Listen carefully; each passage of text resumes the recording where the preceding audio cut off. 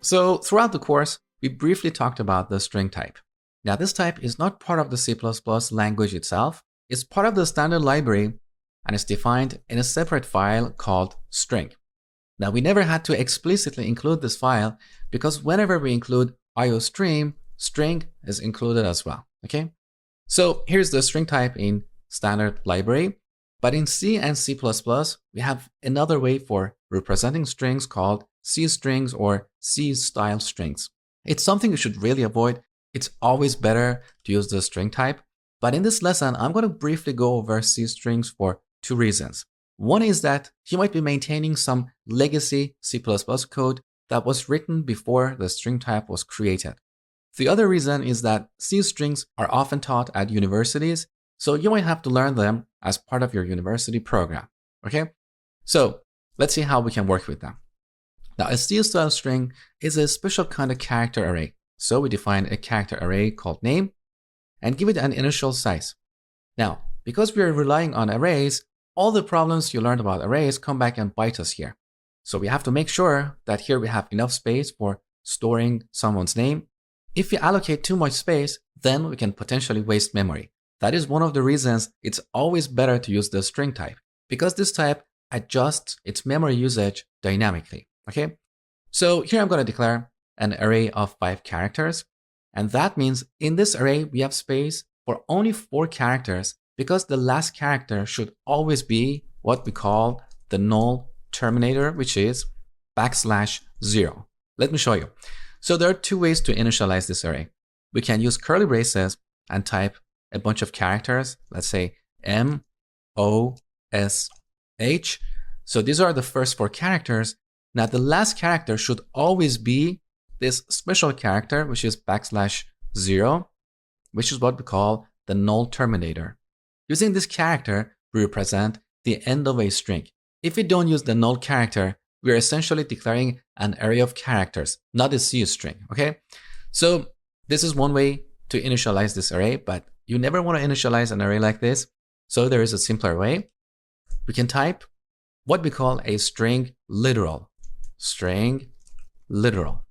So a string literal is a sequence of characters enclosed with double quotation marks. So here we can type mosh, and with this we don't have to worry about adding the null terminator. This is automatically added by default. Let me show you. So I'm going to put a breakpoint on this line. So when we run this program using the debugger, the first line is executed. So now let's start our debugging session. All right, take a look. So here's our name variable. It's a character array, as you can see. Now look at the last character. That is the null terminator, okay? So it's always added by default. We don't have to worry about it. Now, because we're working with an array of characters, we can access individual characters using an index. So just like before, the index of the first element or the first character is 0. We can change that to a lowercase m. Now look here, I've enclosed this character in single quotation marks. This is what we call a character literal, okay? Literal is a fancy computer science term for value. So here we have a character literal, and up here we have a string literal, okay? So we can change individual characters. We can also read them. So let's print name of 0. We get M, good. Now we have a bunch of functions for working with C strings.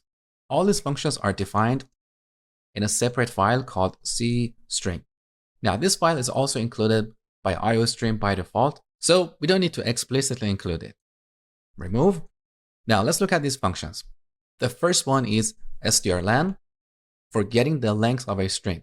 So if we pass our name variable here and print the result, we're going to see 4. So even though our array has 5 characters, strlen returns 4 because it looks for the null terminator. So it's going to count all these characters until it gets to the null terminator, okay? Now, let me clean up some of this code. We don't need this line and this comment. So that was the first function. We have another function for concatenating or combining strings. So I'm going to declare another C string. Let's call this last name. Now I'm not going to give this an initial size. Instead, I'm going to initialize it to Hamadani right away, okay? Now, we cannot combine these using the plus operator as we do with string objects.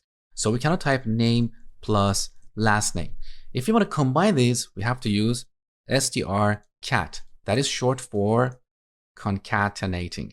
Concatenating means combining two strings, okay? So we call strcat. Now look at the parameters. Here we have two parameters. They're both character pointers, so we can pass character arrays here. The second parameter is a constant character pointer. So what we pass here is not going to be modified. So this function is going to take this argument and add it to the first argument. So I'm going to pass name and last name here. Now, if we print the name, we see Mosh Hamedani. But there is a hidden problem here. The problem is that we have declared this array with 5 elements, but after combining these strings, now we have gone beyond the boundary of this array. So we have written some data to a part of memory we were not supposed to. Now in this case, everything worked, but in a real complex program, you might encounter nasty bugs as a result of doing something like this. So to avoid this problem, we should have given this array a bigger capacity, like 50. Now we have another function for copying strings. So again, because we're working with arrays, we cannot set last name to name. This operation is not legal. So if you want to copy one string into another, we have to use strcpy. That is short for string copy. Now again, we have two parameters. They're both character pointers. The second one is a constant character pointer. So this function is going to take the second argument and copy it to the first argument. Now look what happens if we pass name and last name here. And then we print the name. Take a look.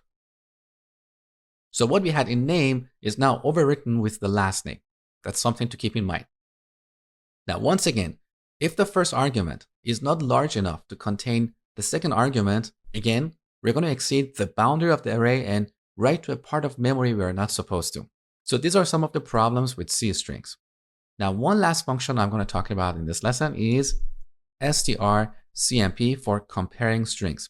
So again, because we are dealing with character arrays, we cannot compare these strings using the equality operator because this expression is false because these arrays are always stored in two different parts of memory. So over here, we're comparing two pointers, each containing a different memory address. So this expression is always false. So to compare these strings, we have to use strcmp. Now here we have two parameters. Both of them are constant character pointers, so they cannot be changed. So here we can pass name and last name. Now if name alphabetically comes before the last name, this function will return a negative value. If both these values are equal, this function will return 0. Otherwise, if name comes after the last name alphabetically, then this function will return a positive value. So to check to see if these strings are equal, we have to type if strcmp equals 0, then we can print equal. Okay, let's run the program. We don't see the message, okay? So that was the basics of working with C-style strings. Again, I'm not going to spend more time on this. So starting from the next lesson, we're going to explore C++ strings in detail.